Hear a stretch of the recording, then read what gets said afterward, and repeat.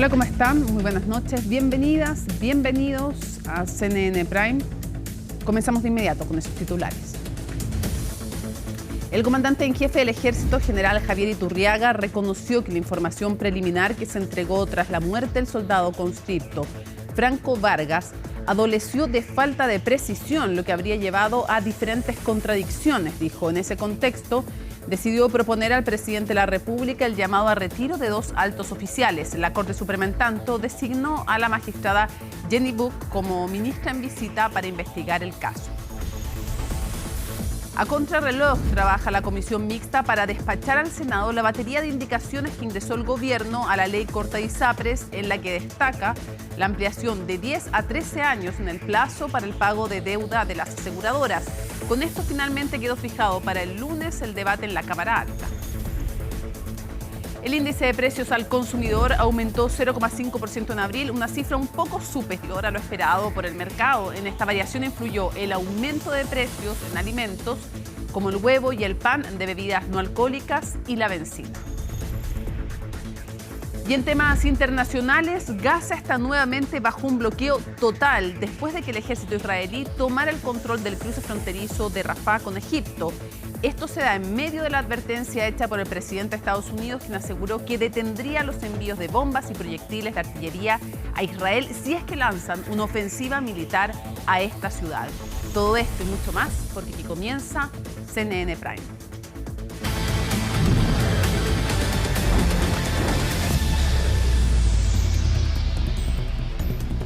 Hoy miércoles se realizaron los balances por el sistema frontal del martes, que dejó la cordillera Nevado y una hermosa postal en la capital. Esa es la parte bonita, pero también hubo episodios críticos, como las viviendas anegadas en Villafrey y los cientos de personas sin electricidad, como también las personas que viven en la calle. María Luisa Carrión preparó el informe. Con esta postal despertó la capital este miércoles. Y así estaba el Cerro del Carbón durante la mañana. Hermosa, hermosa. Allá no se ve mucho. No se puede contemplar mejor, pero acá está muy linda la cordillera. Esto es como novedoso para nosotros ahora, pero antiguamente era común. Y por eso se disfruta aún más. Luego de la lluvia y la nieve del martes, la cordillera quedó así, majestuosa, imponente. Preciosa. De hecho, estaba sacando recién una fotito para enviársela a unos amigos. ¿La había visto así? ¿Le gusta verla? Hacía rato que no la veía así. Solo el frío lograba opacar en algo esta imagen. La temperatura mínima en Santiago fue de menos 0,3 grados poco antes de las 7 de la mañana. Aquellos que no salieron preparados debieron hacerlo en el camino. Por ejemplo, en este puesto solo en el primer horario punta se vendió todo lo que se hacía normalmente en una jornada e incluso un poco más. Guantes y gorros y cuellos de polar, que es lo que más se ha salido por el frío. Si ya bajó el frío, ya empezó el frío ya. El año pasado no hubo tanto frío, entonces el año pasado no se vendió tanto. Y estamos hablando solo del primer sistema frontal de la temporada, uno que a juicio de las autoridades no tuvo mayor impacto, al menos acá en la región metropolitana. Se cumplió el pronóstico que dio la Dirección Meteorológica de Chile, 50,4 milímetros medidos en Tobalaba, 27 milímetros de difracción en Quinta Normal, 36 milímetros en Buin. Por lo tanto, se cumplió. Nevó, tal como se había dicho, la isoterma estuvo inclusive un poco más baja, a cerca de 800 metros. Y llovió intensamente, tal como se dijo, durante el trayecto de la tarde-noche. Lluvias que causaron algunos problemas en las calles y avenidas en la capital, que aún durante la mañana de este miércoles seguían requiriendo trabajos. Así se quitaba el agua, por ejemplo, en el paso bajo nivel de Avenida La Florida con Walker Martínez, y así amanecían las piscinas de la quebrada de Macul en Peñalolén. CNN Chile subió con la alcaldesa Carolina Leitao, que inspeccionó el panorama en terreno. Durante el verano se hace mantención, limpieza, se saca basura y de nuevo decirle a las vecinas, a los vecinos que las quebradas no se puede tirar basura. También se hace un trabajo con las personas que viven en situación calle a veces y que se instalan en lugares de quebrada. Hacemos todo ese trabajo previo. Durante el evento de lluvia se hace un monitoreo permanente de la quebrada, de todas las quebradas, si es que se activan o no. Y en el caso de la activación después, además, hay que hacer un monitoreo respecto de cómo quedaron estos lugares, para efecto de si hay que hacer alguna obra de mantención durante, digamos, antes y previo a la próxima lluvia. lluvia, porque estamos recién empezando, no hemos llegado ni siquiera al invierno y ya estamos en los primeros eventos importantes de lluvia. Ya no tengo toalla, la cama mojada, no se va a dormir. Quizás lo más complejo fue la tarde-noche del martes en Villa Frey, en Ñuñoa, donde algunas viviendas se anegaron. Los vecinos acusaron trabajos mal hechos. Siempre se les dijo que primero arreglaran el techo, porque empezaron a trabajar el 3 de enero, y que primero arreglaran el techo y después que se preocuparan de la pintura. Pero ellos empezaron por la pintura y ahora harán 15 días empezaron a arreglar el techo. ¿Y de qué nos sirve? La municipalidad anunció acciones administrativas y legales contra la empresa encargada de los trabajos por incumplimiento de contrato. Pasado este primer evento, el Ministerio de Desarrollo Social también realizó un balance del Código Azul, el plan que se activa para ir en ayuda de las personas en situación de calle debido a las condiciones climáticas. Hubo disponibles 750 camas en albergues para personas en situación de calle y de estas tenemos una ocupación del 95% y por eso estamos monitoreando la situación y por lo tanto se está evaluando y reforzando la oferta con albergues de emergencia. El Código Azul se extiende hasta el día jueves y luego se seguirá evaluando, por supuesto, porque si se mantienen las bajas temperaturas o bajas temperaturas con precipitaciones, esto se prolongaría para proteger a las personas, proteger las vías, que es el centro de la preocupación. Por eso el llamado a la ciudadanía es a contactarse con el Fono Calle 800-104-777 o a ingresar a nochedigna.cl para alertar sobre personas en situación de calle que requieran ayuda. Hay más de 21.000 personas en situación de calle que hoy se encuentran registrados y que reportan que durante los últimos 36 meses se han encontrado en algún momento en situación de calle. Y lo que estamos haciendo hoy es monitoreando a través de los registros de atención. El año pasado nosotros durante el año 2023 llegamos a atender a más de 40.000 personas a lo largo de nuestros dispositivos. Otro de los efectos de las lluvias ocurrió en los servicios básicos. En el momento peak hubo cerca de 350.000 clientes sin suministro de luz a nivel nacional, más de 220.000 de ellos en la región metropolitana. En la mañana del miércoles aún quedaban unos 64.000 afectados en todo el país. Es el balance de Dulce y Agraz que dejó el sistema frontal. Familias que tuvieron que dormir con la impotencia de ver sus viviendas goteando y la postal de una cordillera nevada que encantó a más de alguno. Bueno, y solo faltan pocos días para que venza el plazo extra que dio la Corte Suprema con el objetivo de definir cómo se va a devolver lo cobrado en exceso por las ISAPRES. Para conocer más detalles respecto a todo esto, vamos a tomar contacto con Francisca Cárdenas porque entre medio se suspendió la discusión, se retomó, había acuerdo, no había acuerdo. ¿Cómo va la cosa, Francisca?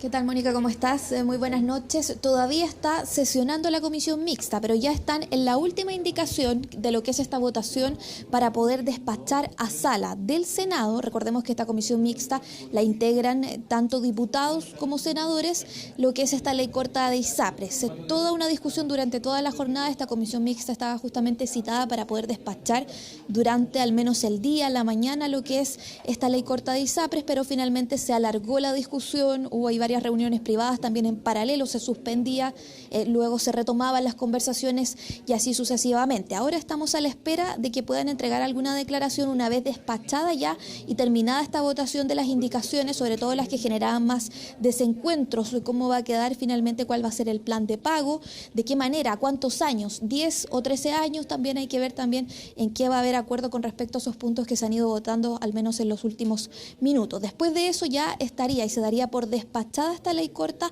a la sala del Senado y todavía faltaría todo este trámite en la Cámara de Diputados en la sala y que por lo mismo además se definió hacerlo y citar a esta discusión el lunes. Porque jueves y viernes se podría haber hecho, pero habían parlamentarios que tenían actividades, según ellos, en sus distritos, diputados en este caso, y por lo mismo habría habido este acuerdo para hacerlo el lunes. Hay senadores que dicen que el lunes, si se despacha la ley, estarían dentro del tiempo, pese a que esta última prórroga, la segunda prórroga solicitada, Mónica, para poder hacer cumplir el fallo de la Corte Suprema, vence este domingo. Hay que ver qué va a pasar también, porque recordemos que cuando se despacha una ley de la Cámara de Diputadas y Diputados, o bien del Senado, falta su promulgación, pasar por el Tribunal Constitucional y todo lo demás, y que la haga finalmente, digamos, se promulgue también por parte del presidente de la República. En eso estamos, a la espera de que hablen los ministros. Está el ministro Elizalde dentro de esta comisión mixta, la ministra también de Salud, el superintendente de Salud, Víctor Torres. Todos podrían referirse a lo que va a ser este despacho finalmente a contrarreloj, digamos, de lo que es esta ley corta de ISAPRES. Pero, ¿qué pasó con las negociaciones? ¿Cuáles fueron esos ambientes de tensión durante esta jornada? Y principalmente el debate en torno a las indicaciones en una ley corta, además, que lleva un año al menos su discusión en el Congreso Nacional. Lo vemos en la nota de Macarena Román. No importaron las largas conversaciones ni la insistencia del gobierno por votar la ley corta de ISAPRES en la comisión mixta durante la mañana de este miércoles. La instancia aún así decidió postergar la decisión. Así que les pido que podamos hacer esta pausa, conversar con el Ejecutivo y dejar prorrogada al menos hasta las 2 la sesión. Pero no fue la única pausa que se tomaron. Senadores y diputados volvieron a hacer un alto en la tramitación. Llegar a un acuerdo parecía más complejo que en jornadas anteriores. Hay que respetar la urgencia, hay que respetar los plazos establecidos por el propio fallo de la Corte Suprema y las 2 prórrogas que vence este día domingo. Eso hay que respetar el reglamento del Senado. Termino, tío, si no, presidente, si no se ponga nervioso, estoy dando mi punto de vista. Tensión que se ha materializado a días de que comience a correr el fallo de la Corte Suprema contra las ISAPRES, el mismo que las obliga a adecuar la tabla de factores y hacer devolución de los cobros excesivos. Es indudable todo el esfuerzo que ha hecho el gobierno y que con mucha dificultad, con obvias resquemores respecto a lo que ha sido la práctica de esta industria, ha logrado un acuerdo en las indicaciones que hoy día se han presentado. Indicaciones que fueron modificadas hasta el último minuto por el gobierno, luego de largas conversaciones con parlamentarios. Por ejemplo, se aumentó a 13 años el plazo para que se concreten las devoluciones, manteniendo 5 años para mayores a 65 y 2 años para más de 80. La quiebra de la ISAPRES siempre va a depender en último momento de las decisiones que tomen las propias ISAPRES. Son decisiones no gerenciales, son decisiones de directorio las que pueden apuntar o no a mejorar determinadas condiciones. ISAPRES que tendrán un mes en caso que se publique la ley para enviar a la Superintendencia de Salud una propuesta de devolución y una propuesta para una prima extraordinaria por cada afiliado. Por lo tanto, no es una buena solución. Sin embargo, el sistema efectivamente podría sobrevivir con esta caída o pérdida para el 40% de los afiliados. Hoy día tenemos una buena señal que darle al país, a los chilenos y chilenas, de que fuimos capaces de llegar a acuerdos, nadie quedó conforme y por eso justamente un buen acuerdo. Miradas diferidas de un acuerdo que establece además la nivelación de todos los planes a 7%, una prima extraordinaria con tope máximo de 10% del contrato con fecha de julio 2023 y el opcional uso de copago. Cubrir cotización en caso de cesantía, e incluso se pueden cubrir deudas de cotizaciones, por ejemplo en el caso de trabajadores independientes. Copago, esto es aquella parte de la prestación que es de cargo del afiliado. 3, para financiar prestaciones de salud no cubiertas por el contrato. 4, para pagar las cuotas de los préstamos de salud que la ISAPRE haya otorgado al afiliado. Para cubrir cotizaciones adicionales voluntarias. Acuerdos que aún tienen camino impredecible por recorrer. El proyecto debe retornar al Senado y luego a la Cámara de Diputados. Eso mientras 2.600.000 personas continúan sin la certeza de qué pasará con sus prestadoras privadas.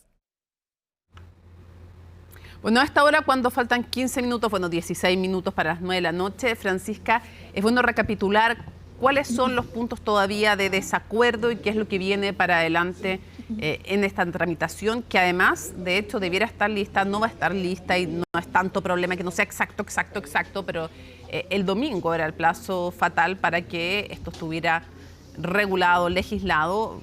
Va a faltar unos detalles, pero explican los legisladores de distintos partidos que no es tan grave si ya está en proceso de cierre el tema.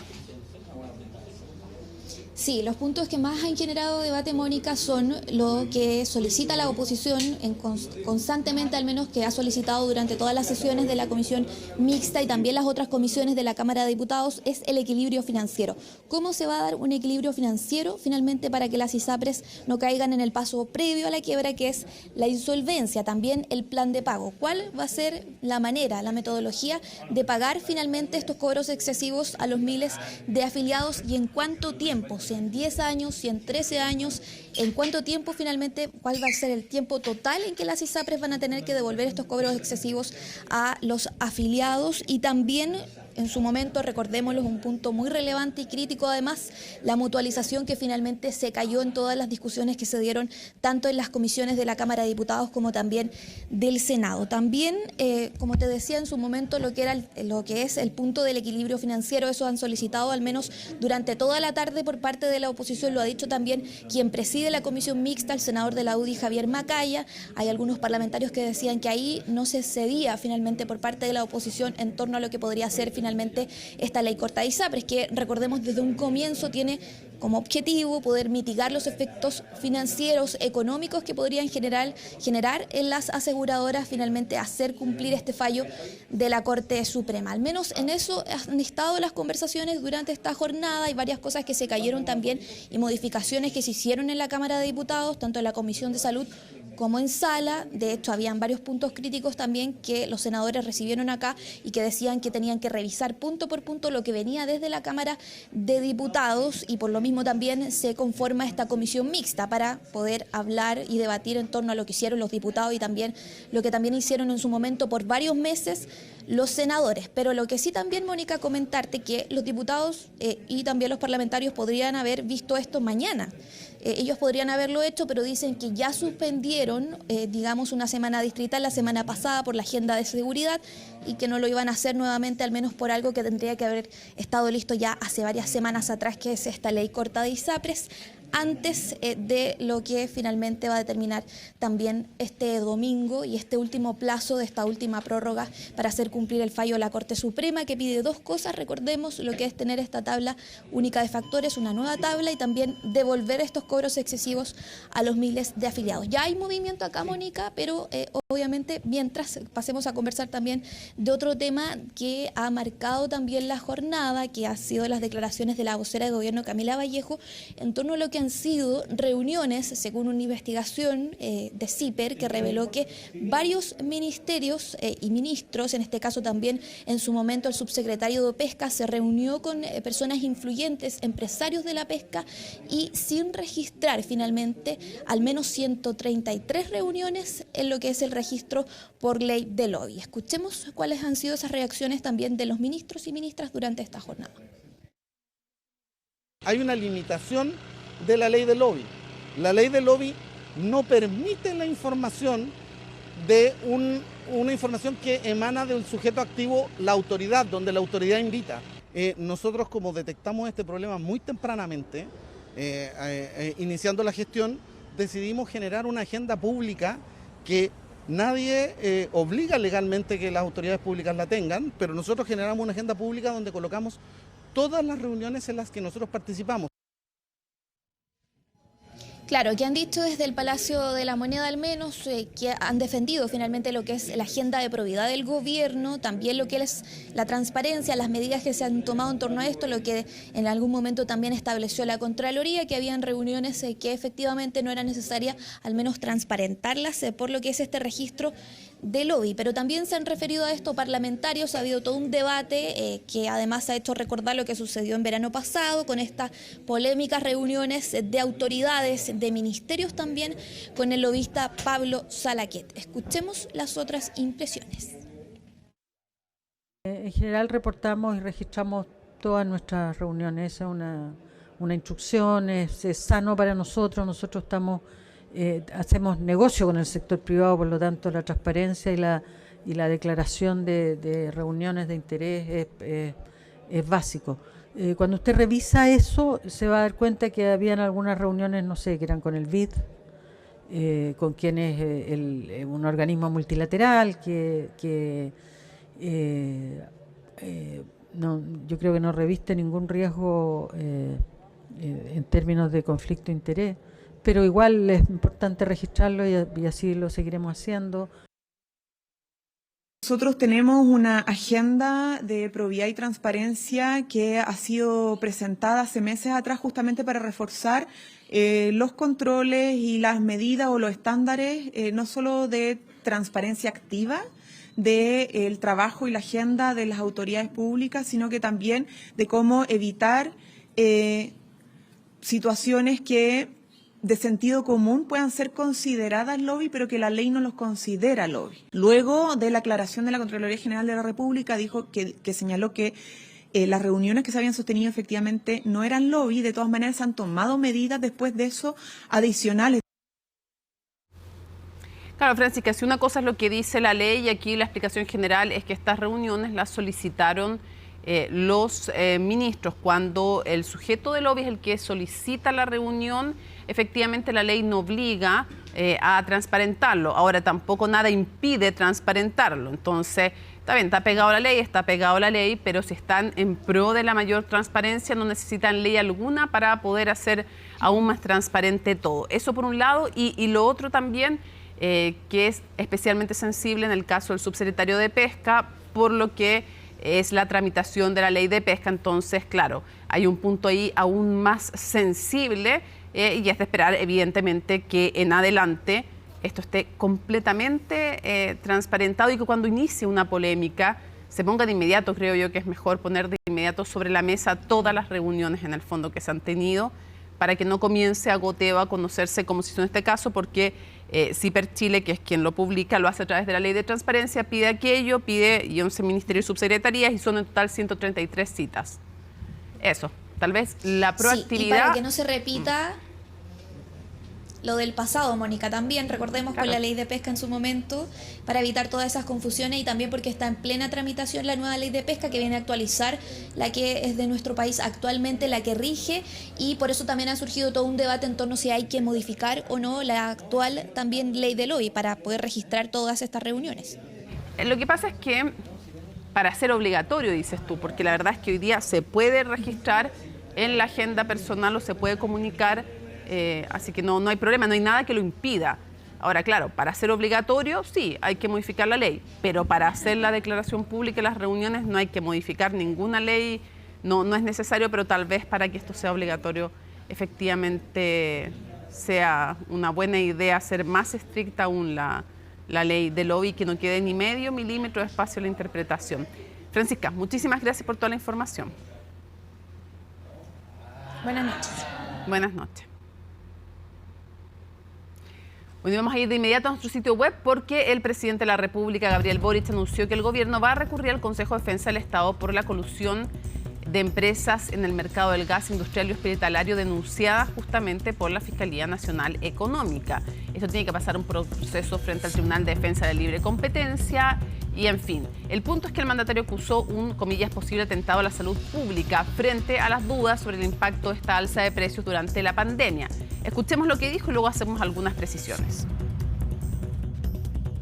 Se coludieron, o sea, aumentaron artificialmente los precios del oxígeno durante la pandemia cuando los hospitales más lo necesitaban. La colusión de oxígeno compromete no solamente el funcionamiento de los mercados o de algunas industrias, sino también tenemos la duda razonable de que puede haber afectado seriamente la salud pública, al ser uno de los afectados el Hospital Félix Bulnes, que es uno de los más grandes de la región metropolitana, lo que pudo haber comprometido la prestación de sus servicios en los momentos más complejos de la pandemia. Por eso le he pedido a la ministra de Salud, hablé recién con ella, con Jimena Aguilera, que ponga los antecedentes en conocimiento del Consejo de Defensa del Estado para evaluar las acciones legales, porque creemos que esto puede ser también un grave atentado a la salud pública y no lo vamos a permitir. Claro, aquí la fundamentación de una eventual acción penal tiene que ver, entre otras cosas, además, si hubiera habido cobros excesivos a los servicios públicos de salud, a los hospitales públicos y revisando en lo que es la historia según eso es que finalmente el Consejo de Defensa del Estado se le hace la petición de que intervenga y el Consejo de Defensa del Estado tiene que evaluarlo y luego decir si entra o no. Lo otro importante es que hay precedentes, efectivamente, en el caso que se llevó, ahí esto era por el año 2018, por estafa a 3 gerentes de laboratorios indagados por colusión. En ese caso también se hizo parte del Consejo de Defensa del Estado y entró en las acciones penales. Ahora, una cosa importante también, la acción penal, porque eso es otro tema también, la acción penal se puede derivar luego de que termina el proceso en el Tribunal de Defensa de la Libre Competencia. Si es que hay que ver, a menos que entre por otra categoría que no tenga que ver con colusión. Pero respecto a colusión, primero lo evalúa el Tribunal de Defensa de la Libre Competencia y si así lo decide, entonces después el Ministerio Público puede entrar en el análisis penal del tema, pero para aquello requiere la acción previa porque es exclusiva respecto de colusión del Tribunal de Defensa de la Libre Competencia. Bueno, y un categórico llamado hizo el presidente de la República al Congreso y en especial la Comisión del Trabajo a votar en mayo la reforma de pensiones. Las palabras del mandatario llegaron en la misma jornada en que se acordó un cronograma de 6 puntos para tratar de destrabar los nudos del proyecto que ha presentado el Ejecutivo. ¿Qué respondió también la oposición? Nos lo cuenta Estefanía Bustamante.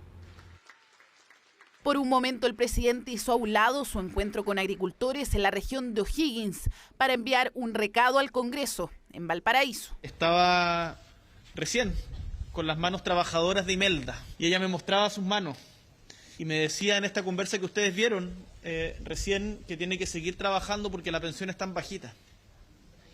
¿Hasta cuándo el Parlamento va a seguir deteniendo la reforma de pensiones? Se trata de la segunda vez en una semana que el mandatario pide a la Comisión de Trabajo del Senado que este mes vote la reforma de pensiones, un proyecto que se mantiene cuesta arriba y en plena negociación entre oficialismo ejecutivo y oposición. Necesitamos que se legisle ahora, en mayo, que se vote en la Comisión de Trabajo y Seguridad Social y que los cálculos políticos queden de lado y piensen en personas como la señora Imelda, mujer trabajadora, que hoy día a sus 76 años tiene que seguir sacándose la cresta. No estamos firmando ningún acuerdo, no estamos firmando ningún protocolo. Es solo ponernos de acuerdo en una metodología para ir avanzando en la reforma. Aquí no hay votos comprometidos. Los votos dependerán del debate en la comisión presidida por la derecha, que al parecer tendría mejor ánimo para alcanzar acuerdos. Antes de iniciar la sesión sobre los puntos que vamos a tratar, yo les espero, perdone, ese es el estado de ánimo que tengo yo, Un estado de menor tensión se logró en la Comisión del Senado, que junto a Trabajo y Hacienda pactaron 6 puntos técnicos a debatir. Aunque no se trata de un acuerdo formal, dicen, es un punto medio para posibles modificaciones a los nudos de la reforma. Creo que hay 2 líneas distintas de conversación. El presidente ha señalado reiteradamente su intención de que este proyecto pueda avanzar en su idea de legislar y otra es la metodología de trabajo que esta comisión de trabajo, ¿cierto?, acuerda.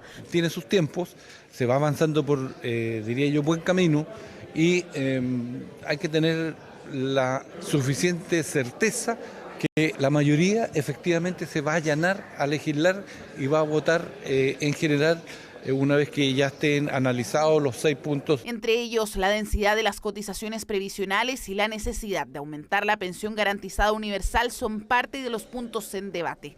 Se trabajarán en una mesa técnica para sugerir indicaciones al proyecto y resolver la votación en general. Todavía está pendiente resolver cuándo va a ser la votación en general del proyecto, pero por lo menos al darse una mecánica de trabajo, por lo menos se despeja que vamos a tener un escenario bien distinto del que tuvimos en la Cámara de Diputados. Claro, porque en esa instancia pasó 1 año y 4 meses para votar una norma en particular, y si bien en el Senado aún no se llega a esa etapa, sí valoran en el Ejecutivo que se defina una metodología tras una serie de diálogos entre oficialismo y oposición. Este trabajo bien llevado a cabo por la Comisión y por grupos de expertos nos pueden ir permitiendo madurar montones de ideas que han estado arriba de la mesa y que probablemente les ha faltado algo de trabajo. Es parte de la voluntad que hemos expresado, principalmente teniendo a la vista la experiencia de la Cámara de Diputadas y Diputados, donde se intentó construir muchas veces un acuerdo y estuvimos 14 meses con un proyecto de ley que ya podría estar convertido en ley. Un destino que aseguran en el gobierno será distinto en el Senado, donde la mesa técnica de la Comisión de Trabajo se reunirá cada lunes y miércoles en las próximas semanas en búsqueda de un posible acuerdo que, a diferencia de la petición del presidente, difícilmente, dicen en la derecha, se zanje en mal.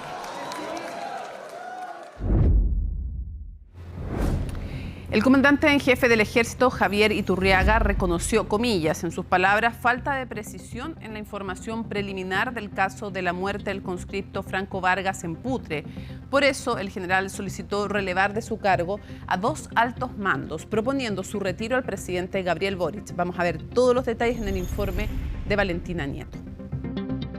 Es doloroso constatar que la información preliminar entregada adoleció de falta de precisión y ello llevó a las diferentes contradicciones que han sido de público conocimiento, materia que seguimos investigando para establecer la verdad y precisar si existió ocultamiento de información o derechamente se mintió. Contradicciones que por semanas se rondaron alrededor de la muerte del conscripto Franco Vargas en la marcha militar de la brigada Huamachuco. Versiones contrapuestas entre el ejército y los soldados, que tras días de investigación, finalmente la institución zanjó. El intenso trabajo que he llevado a cabo estos días me ha dejado una duda razonable respecto de la correcta ejecución de la instrucción, del cumplimiento de los protocolos de régimen interno y protocolos sanitarios. Faltas que habrían gatillado no solo la muerte del joven soldado de 19 años, también que 45 de sus compañeros cayeran enfermos por infecciones respiratorias. Hasta ahora, 8 altos oficiales habían sido relevados del cargo. Sin embargo, esta vez, la comandancia en jefe del ejército fue un paso más allá.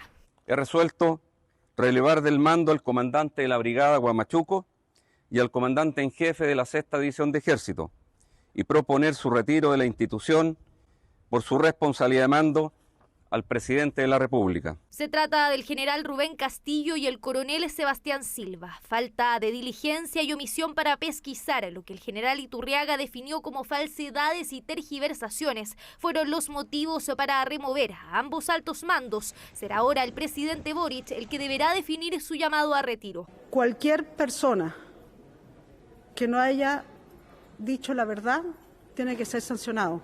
Aquí queremos transparencia total, como lo he dicho, en los distintos puntos desde el primer día. Transparencia en un caso que hasta ahora se ha mantenido difuso. Desde la región de O'Higgins, el presidente Boric anunció que este viernes se reunirá con el comandante en jefe del ejército y la ministra de Defensa. Recibirá también a la madre de Franco el próximo lunes en La Moneda. Por la memoria de Franco, también corresponde conocer toda la verdad, que se esclarezcan los detalles de los hechos y se asuman las responsabilidades que correspondan. Verdad y justicia. Verdad y justicia que exigen las familias de los conscriptos, pero principalmente quien se llevó la peor parte de la fatal marcha. Para Romy, las certezas, dice, son pocas en una investigación que dirige la justicia militar, sin perjuicio de la indagatoria que, en paralelo, abrió de oficio la Fiscalía Regional de Arica. ¿Cómo van a hacer ellos mismos que se investiguen a ellos mismos? No tiene lógica. Tiene que participar la justicia ordinaria. No pueden ser ellos los que estén ahí investigándose a sí mismos. Primero el comandante Silva dice el sábado en una entrevista, no, si lo llevamos a constatar su fallecimiento al CESFAN.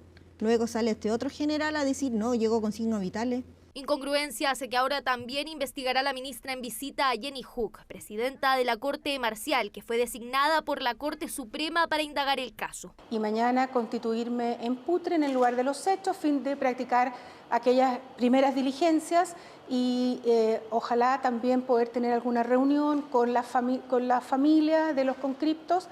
Familias de conscriptos que han denunciado también se les ha obligado a firmar un acta para ejecutar la salida de sus hijos de la institución. Llegaron bien, pero nos hicieron firmar un documento donde aseguramos que no tiene ningún daño y eso es muy arbitrario que nos hagan firmar un documento de ese tipo, porque más encima nos dijeron que si no no los podían dejar irse. Documento en que asegurarían no tienen ningún reparo con el tiempo en que permanecieron acuartelados en la brigada, que su despacho se debe exclusivamente por salud incompatible con las exigencias del servicio y que además no recibieron premios ni físicos ni psicológicos, como tampoco ningún tipo de maltrato. Acta que en el Ejército aseguraron forma parte de los protocolos. Respecto al documento que usted señala, es un documento que es parte de nuestro protocolo hace muchos años y que busca justamente que la persona, de manera consciente, una persona adulta, pueda determinar si efectivamente tuvo alguna situación o declarar que efectivamente tuvo maltrato. Según informó el Ejército, este martes además se ejecutó un último vuelo con 42 conscriptos que también decidieron no continuar con su servicio militar obligatorio. Otros 115 soldados permanecerán al interior de la institución tras la fatal marcha que cobró la vida de uno de ellos.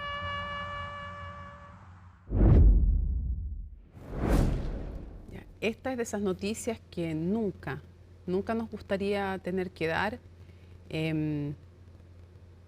El color también que usamos es porque yo creo que el país entero y por supuesto todo el equipo de CNN Chile y todos quienes hemos conocido a las personas de las quienes vamos a hablar y quienes hemos perdido un hijo, sabemos que no hay dolor más grande en la vida de una familia, en la vida de un papá, en la vida de una mamá, que perder un hijo.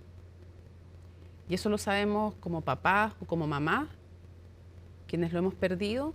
Y ustedes en su casa, muchos de ustedes que han vivido esto saben que es así. Pero como personas, como equipo periodístico, también abrazamos a Mariana y a Francisco, a sus padres, porque Pedro a sus 6 añitos murió. ¿Quién era Pedro? Yo creo que probablemente a estas alturas de la jornada la mayoría de ustedes lo saben. Pedro era el hijo de la actriz Mariana Derderian y del periodista Francisco Aravena. 2 tremendos profesionales, 2 tremendos seres humanos. 2 papás que están sufriendo hoy día lo más horrible que puede sufrir un papá o una mamá. Y esto ocurrió además en un incendio en la comuna de Vitacura, aquí en la región metropolitana. Veamos la nota.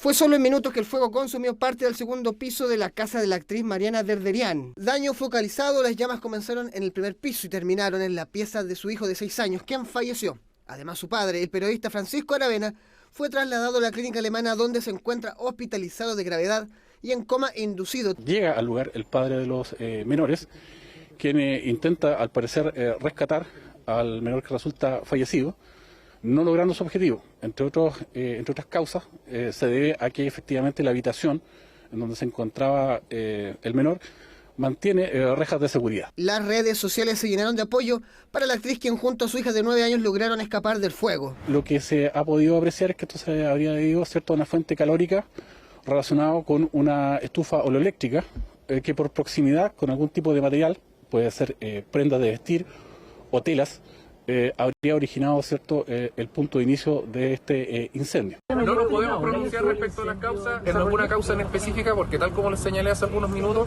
estamos en una etapa muy inicial de la investigación. Cuando nosotros instalamos un equipo de calefacción eléctrico, en la gran cantidad de los casos estamos hablando de grandes consumos. O sea, parecía una plancha, parecía un termoeléctrico, a una lavadora, 1000 watts, 2000 watts. Y los cables y las instalaciones más antiguas, sobre todo, no están preparadas para ese tipo de carga. Siempre es bueno tener una revisión constante de tu circuito eléctrico. Ya uno generalmente por un tema de costo tiende a hacerle el quite a la revisión por parte de un profesional que incluso están autorizados por la misma SEC. Ya aquí la clave, yo creo que la certificación tanto de los profesionales como de los productos eléctricos es fundamental para evitar o minimizar riesgos de electrocución o incendio. El Departamento de Investigación de Incendios está a cargo de hacer las pesquisas necesarias para determinar el origen del fuego y la causa de un hecho que terminó en tragedia. Y por eso les volvemos a mandar un abrazo a todos los amigos, a los amiguitos también de Pedro, a esta familia que está desgarrada y y obviamente los mejores deseos de una pronta recuperación para Francisco. Y un abrazo que hoy día obvio que no tiene ningún sentido, pero ojalá mandarles todo el amor y las energías que la están sintiendo. Hay muchas personas que la han dejado afuera de la casa flores. Somos muchos, yo creo que millones los que estamos pensando en ustedes, en Mariana, en Francisco, también en la hija y en Pedro, por supuesto. En los 4 y en toda su familia y en todos sus amigos y amigas. Vamos a seguir avanzando en esta jornada y les vamos a contar de temas de la economía, porque las gasolinas y algunos alimentos fueron los principales responsables de que el IPC subiera 0,5% en abril. Al respecto, el gobierno aseguró que pronto van a comenzar a bajar los combustibles. Orlando Silva nos cuenta por qué.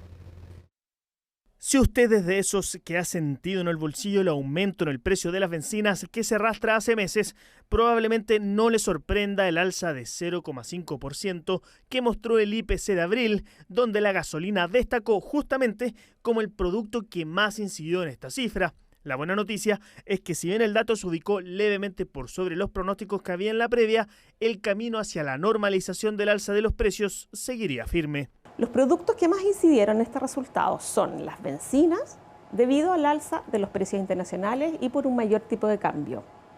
En segundo lugar, incidieron los precios de autos, también explicados por el efecto cambiario. Por otra parte, los alimentos subieron en abril. Hacia adelante, si bien es posible que sigamos observando alza de la inflación, estos datos apuntan a que sería un efecto más bien transitorio y que los precios seguirán normalizándose. Normalización que también se ve reflejada al descomponer este 0,5% mensual según el tipo de productos. Según el INE, transporte y alimentos fueron las divisiones que más destacaron por su incidencia al alza, mientras que si analizamos producto por producto, acá destaca justamente la gasolina, el pan, los autos nuevos y los arriendos. De hecho, estos 4 productos explican más de la mitad del IPC del mes. La mayoría de ellos pertenece a los denominados volátiles, mientras que la lectura del índice subyacente, que suele reflejar mejor la tendencia a mediano y largo plazo de los precios, es más positiva. Efectivamente, cuando uno analiza los componentes de la canasta, uno las puede separar en componentes volátiles y componentes no volátiles. Si uno mira los no volátiles, en esta ocasión, los no volátiles siguen el proceso de normalización.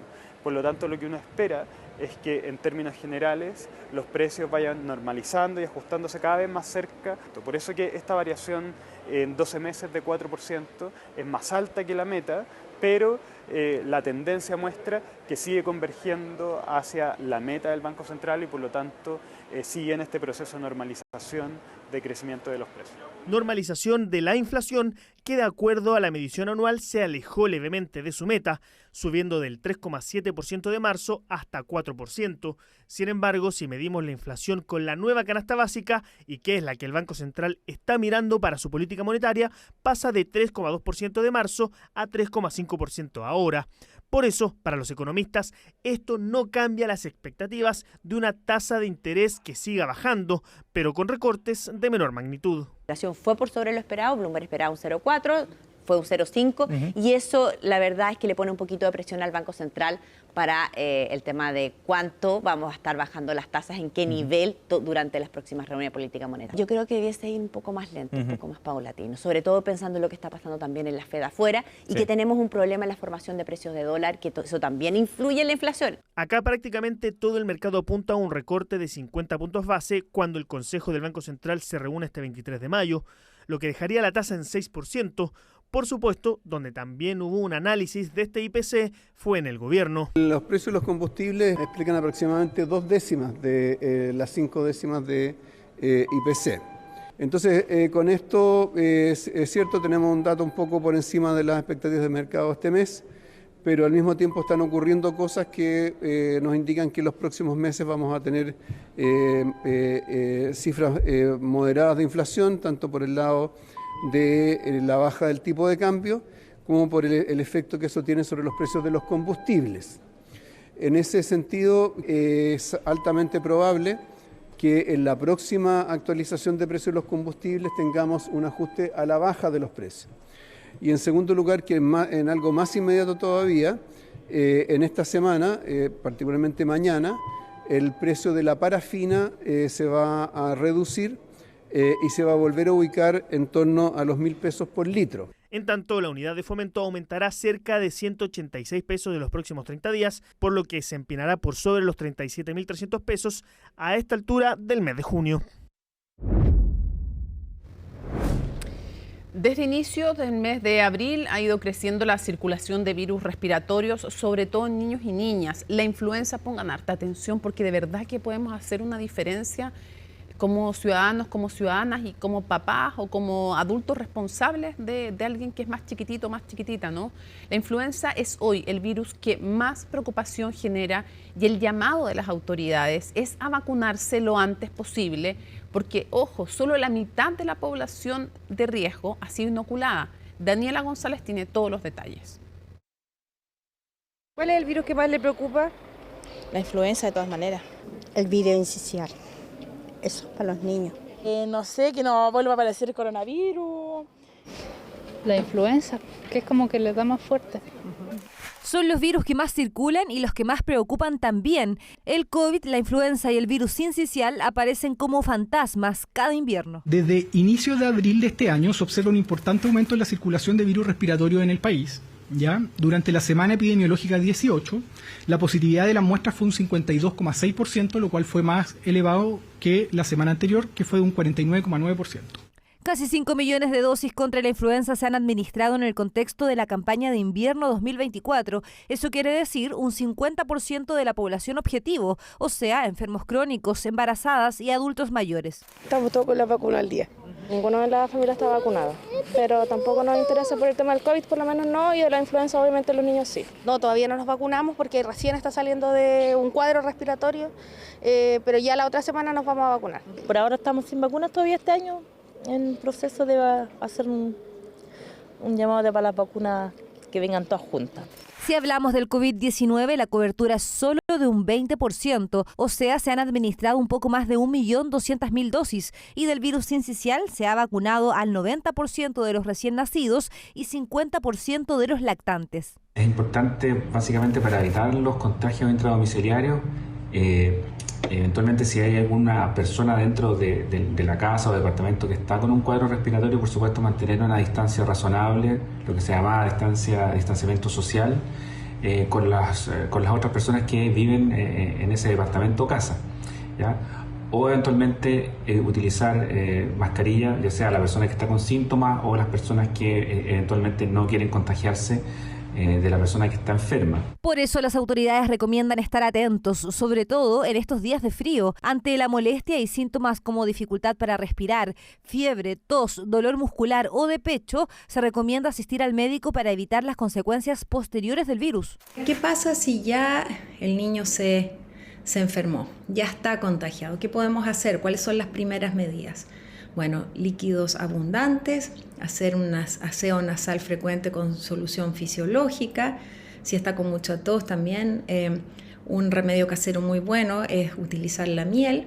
Pero si este cuadro se extiende por más de una semana o el niño tiene fiebre muy intensa, es muy importante consultar con el pediatra o con el broncopulmonar. En Chile hay 673 camas críticas pediátricas, 526 en el sector público y 147 en el privado. Esto quiere decir un 60% de la ocupación total. En camas para adultos, la ocupación es casi de un 90%. Respecto a la causa de hospitalización, es importante señalar que el 28,7% de las personas usuarias que se encuentran hospitalizadas en las camas pediátricas se encuentran hospitalizadas por motivos respiratorios, lo que equivale a 116 personas del total de personas que se encuentran hospitalizadas en estas camas. El comportamiento de los virus respiratorios a lo largo del territorio es heterogéneo y por lo tanto también esta heterogeneidad se refleja en la ocupación de las camas.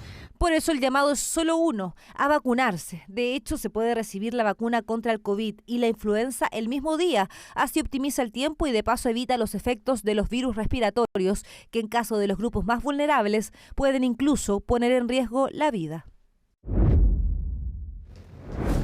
Las intensas lluvias registradas esta semana en diferentes puntos del país dejaron increíbles postales de nieve, además de impactantes, son clave frente a la escasez hídrica que vive en varias zonas de Chile. Por eso quisimos saber cuál es el estado de los embalses y de ellos les vamos a contar junto a Magdalena Fuenzalida.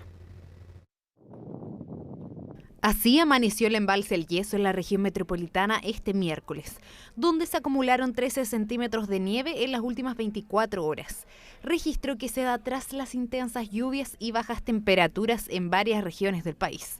Una buena noticia para algunas zonas que se encuentran bajo escasez hídrica, como la de Coquimbo, Valparaíso y Metropolitana. En el caso de la región de Coquimbo, efectivamente tenemos hoy día superávit en comparación con los registros históricos a la misma fecha. Sin embargo, en la región metropolitana en particular, todavía estamos con déficit del orden de hasta inclusive el 80%. En la región de Valparaíso, la estación de San Felipe muestra un superávit importante, pero cuando uno mira hacia el lado de la cuenca de Peñuelas, también allí los datos son deficitarios. Estamos viviendo una situación de cambio climático, las lluvias no son homogéneas dentro de nuestras cuencas y por lo tanto es necesario usar correctamente el recurso hídrico. En el caso de la región de Valparaíso, comunas como Petorca, fuertemente afectada por la sequía, superó los 60 milímetros de agua caída, mientras que el promedio de la región fue de 50 milímetros.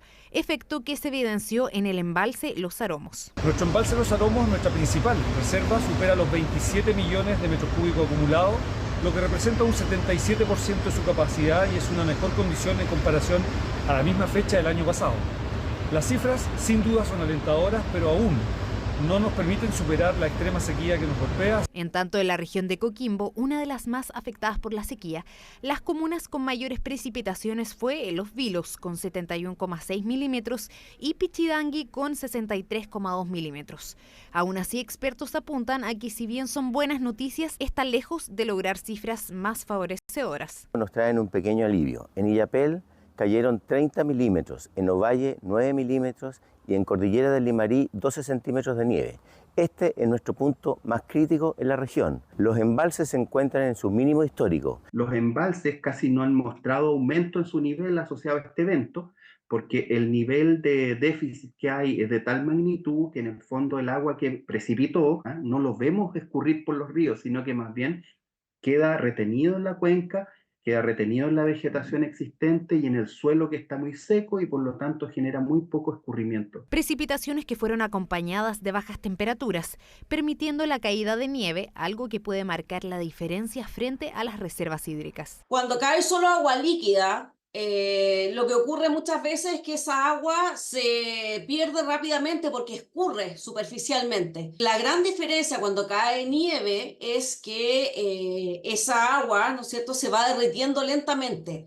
Entonces, por eso es que posibilita de que pueda haber una mayor acumulación, sobre todo en las napas subterráneas, porque al irse derritiendo lentamente permite que esa agua también infiltre y por lo tanto recargue los acuíferos. Lluvias y nieve que representan un pequeño alivio, pero la preocupación está frente a los próximos meses ante una llegada del fenómeno de la Niña, que se prevé para el invierno y que disminuye las posibilidades de lluvia. Hasta hace 2 días en Santiago teníamos un déficit de precipitaciones hasta la fecha, este 2024, de 80 y tantos %. Ese déficit desapareció.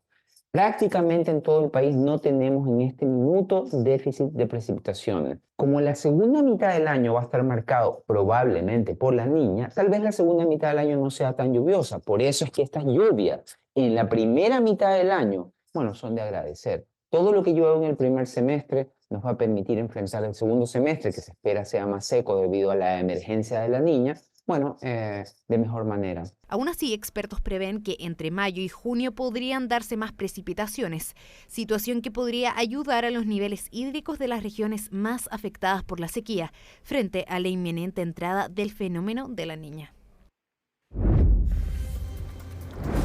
9 de la noche con 22 minutos. Estamos listas para revisar las informaciones internacionales junto a Alicia Contreras. ¿Cómo estás? Buenas noches. Muy bien, ¿y tú, Mónica? Un día difícil, ¿para qué vamos a decir una cosa por otra? Por noticias no internacionales, sino nacionales. Bueno, internacionales también, porque sigue esta guerra entre Israel y Hamas. Y hace pocos minutos Joe Biden consiguió una entrevista exclusiva a CNN en el que dijo que no va a enviar armas ni municiones a Israel si es que hace una operación masiva en la ciudad de Rafah, en la Franja de Gaza. Ya lo hemos informado, Israel ya tomó control del cruce de Rafah, este paso fronterizo entre Egipto y Gaza, a esta ciudad donde se está refugiando más de 1 millón de palestinos. Pero hoy Biden dice que no va a entregar municiones si es que Israel ataca esta ciudad. Además, reconoció que Israel ha utilizado armas estadounidenses en ataques donde han muerto civiles. Y esto es un punto de inflexión para Joe Biden, porque en estos 7 meses de conflicto Estados Unidos ha apoyado firmemente a Israel, pero Joe Biden está recibiendo presiones por este apoyo a Israel desde el Partido Demócrata, también las manifestaciones universitarias en Estados Unidos, y entonces Joe Biden cede y también hoy día paralizó el envío de más de 3.000 bombas a Israel. Veamos todos los detalles en la nota de Laura Soto. Of course, we don't know what's going to happen, how long I'm going to be here, until when the borders will be closed. But having said that, we just try to be as positive as we can, and we try to treat as many patients as we can. El médico malasio Ashok Kanan estaba en una breve misión humanitaria en Rafah cuando las fuerzas israelíes tomaron control del cruce fronterizo del mismo nombre, cortando no solo una ruta de ingreso de ayuda que es vital, sino también impidiendo la salida de personas autorizadas hacia Egipto. Ahora el doctor perteneciente a la organización Mercy Malaysia no sabe cuándo podrá dejar el asediado enclave palestino, levantando la preocupación de su familia. Sigo sintiéndome muy seguro, sin problemas, pero dicho esto, creo que hay muchas víctimas en la zona fronteriza de Rafah, así que estamos intentando ayudar todo lo que podamos mientras esperamos nuestra salida de este lugar. También cuenta que en el hospital donde atiende han llegado más pacientes provenientes de otros centros médicos que han cerrado. Es el caso del Hospital Al-Nayar, el más grande de la ciudad, que tuvo que ser desalojado abruptamente al encontrarse en la zona de evacuación ordenada por Israel. La Organización Mundial de la Salud advierte que a los hospitales del sur de Gaza les quedan solo 3 días de combustible en medio del bloqueo del cruce de Rafah. Lo más importante que necesitamos ahora es combustible. El diésel impulsa todo lo que hacemos en Gaza, nos permite entregar ayuda, asegurarnos de que se produce y distribuye agua para que los hospitales sigan funcionando. El gobierno israelí anunció este miércoles la reapertura del cruce Kerem Shalom, aunque desde el lado palestino afirman que no ha ingresado ningún camión al enclave. Este paso también había sido cerrado tras un ataque de Hamás el domingo. En la última hora, más o menos, lanzaron más cohetes contra Israel hacia el cruce de Kerem Shalom, que abrimos hoy. O Hamás se rinde incondicionalmente o entramos con fuerza militar. Un vocero militar israelí ha dicho a la agencia EFE que han vuelto a cerrar este cruce debido a estos ataques. Mientras tanto, Estados Unidos aumenta la presión sobre el gobierno de Netanyahu para que reabra el esencial paso de Rafah. Israel se ha apoderado de ese paso fronterizo y ahora lo controla. Así que es responsabilidad de Israel abrir ese paso y asegurarse de que funcione eficazmente en este momento. Es responsabilidad del gobierno de Israel, por lo que les hemos dejado claro que tienen que abrir el paso lo antes posible. La preocupación por una invasión a Rafah ha llevado a Estados Unidos a suspender el envío de unas 3.500 bombas a Israel. Israel no debería lanzar un ataque importante en Rafah sin tener en cuenta y proteger a los civiles que se encuentran en ese espacio de batalla. Según hemos evaluado la situación, hemos detenido un envío de municiones de alta carga. No hemos tomado una decisión final sobre cómo proceder en este envío. Varios legisladores demócratas han defendido la decisión de Biden, mientras que por el lado republicano han habido duras críticas. I made it clear that if they go into Rafah, they haven't gone into Rafah yet. They go into Rafah, I'm not supplying the weapons that have been used historically to deal with Rafah, to deal with the cities, to deal with that problem. El desacuerdo de Washington sobre cómo Netanyahu está gestionando la guerra ahora se materializa en hechos. Tensión entonces entre Israel y Estados Unidos, mientras todavía no hay ningún acuerdo para lograr un alto al fuego en la zona. Va a ser el tema. Después, terminado CNN Prime, viene Democracia. Después vamos a estar con este especial sobre Medio Oriente, en que vamos a enfocar el momento actual del conflicto y también lo que ha ocurrido con las protestas que tienen. Vamos a Reino Unido, a la realeza, porque hoy día el príncipe Harry realizó una rara aparición en Reino Unido, en Londres. Recordemos que él vive en Estados Unidos, en California. Claro. Donde asistió a la ceremonia de aniversario de los Juegos Invictus, estos juegos que son unos juegos adaptados internacionales donde participan veteranos o heridos en la guerra creados por el príncipe Harry. Pero lo que llamó la atención es que el príncipe Harry no se reunió ni con su padre, el rey Carlos, ni con su hermano William, el príncipe de Gales. De hecho, el duque de Sussex fue la única figura de la realeza que participó en este servicio religioso en la Catedral de San Pablo, y esto porque las relaciones de la familia real están bastante tensas después que en 2020 Harry renunció a sus privilegios y a sus obligaciones reales. Vemos también que en paralelo en las imágenes el rey Carlos fue el anfitrión de una jornada, de una fiesta en el jardín del Palacio de Buckingham. Esta actividad se realizó solo a unos metros de donde estuvo el príncipe Harry, pero finalmente no se encontraron, se confirmó que no se iban a ver. Eso sí, hay que decir que una vez que el rey Carlos confirmó su diagnóstico de cáncer, el príncipe Harry viajó a reunirse con él, pero esta vez no lo hicieron. Tensa en la familia real el asunto. Y terminamos con esta imagen. A ver. Este aterrizaje forzoso en Estambul. Mira. Ahí. ¿Dónde? ¿En Estambul? En el aeropuerto de Estambul.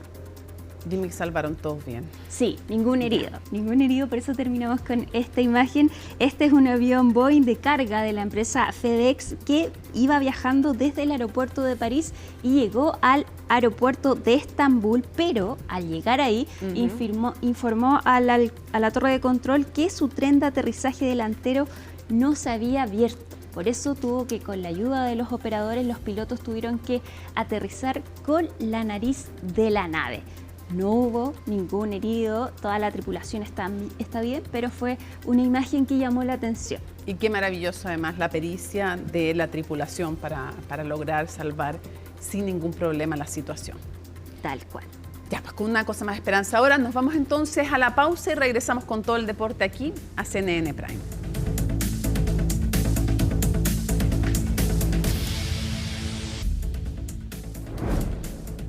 9:56 minutos, termina CNN Prime, viene CNN Tiempo, luego Democracia con Carolina Urrejola y después nos reencontramos en Conexión Global Prime. Vamos a hablar del conflicto en Medio Oriente, lo último que está ocurriendo y también el análisis de cómo repercuten en la carrera presidencial norteamericana, las protestas en ese país, cómo se han expandido también a Europa y mucho más, con dos estupendas notas además que ha preparado nuestro equipo y entrevistas en Estados Unidos y otras partes. Termina entonces este CNN Prime distinto en que tenemos el corazoncito de luto. Un abrazo. Mariana, Francisco, Leti, Pedro, aquí o en el cielo. Un abrazo. Buenas noches. Miércoles 8 de mayo. Así estuvo nuestro país y el mundo. Somos CNN Chile. Buenas noches.